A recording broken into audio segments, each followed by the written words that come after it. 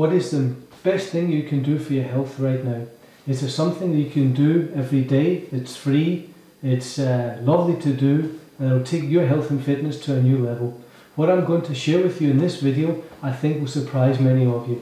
But it really is important. In fact, it's the fundamental thing that we talk about in this website. If you followed this website for a while, you'll know the 7 fundamental factors that we go through. Firstly, there's your thinking. You become what you think about most of the time. Secondly, about breathing, about how to do it correctly. Thirdly, about keeping yourself hydrated with lots of water. Fourthly, about feeding yourself food that's got life in it. It takes life to give life. Fifthly, about your training and the fact that if you don't use it, you'll lose it. Number 6, it's about sleep and relaxation. And number 7, lifestyle factors such as getting out in the sun and nature and stress levels and whatever. Now what I'd like you to do is stop the video for a minute and have a think about which of those 7 factors do you think is the most important in your life. Okay, good. Now that you've had a think about that, what one did you prioritize at the top of your list? Now, for myself, a few years ago, or up until a few months ago, I would have probably prioritized my thoughts as the most important, closely followed by what I put in my mouth and how I use my body. But over the last couple of months, I've slowly come to realize or woken up to the fact that sleep is actually the most important factor in my health and fitness. And why sleep? Well, if I'm not getting a good night's sleep and I'm waking up tired, then it's hard to focus on my dreams and my goals. There's a tendency to think of the glass as being half empty rather than half full.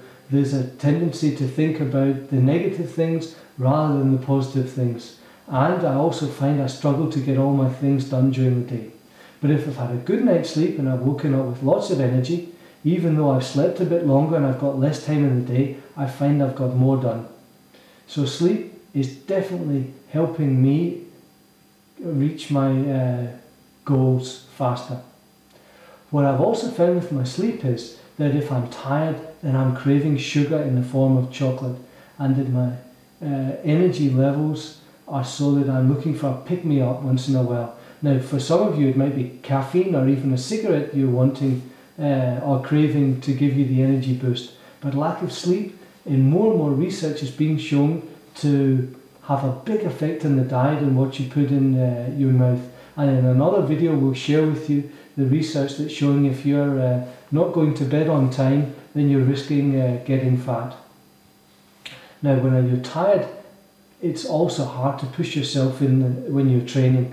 So I've found that in the stage I am in my life with a busy job, wanting to have some time to myself and being woken up a lot during the night with my kids, that I just don't have the energy to train as hard as I used to. And if I try to train as hard as I used to, it does more harm than good. So it's best just to accept you're a little bit tired and train 20 or 30 minutes. But luckily, if you train properly, as we share with you in our training book, you can get fantastic results. So what I'd like to share with you today is, why don't you try going to bed at 10 o'clock for a week and get 8 quality hours sleep and see if you can make a difference. Why 10 o'clock? Well, because your body physically regenerates between 10 and 2 in the morning, and psychologically regenerates between 2 in the morning and 6 in the evening. So if you're going to bed at 12 and sleeping 8 hours and not getting up to 8, you're still missing 2 hours of your physical regeneration, and your body and your muscles and your immune system get compromised. So try it for a week and see how you feel. Sweet dreams.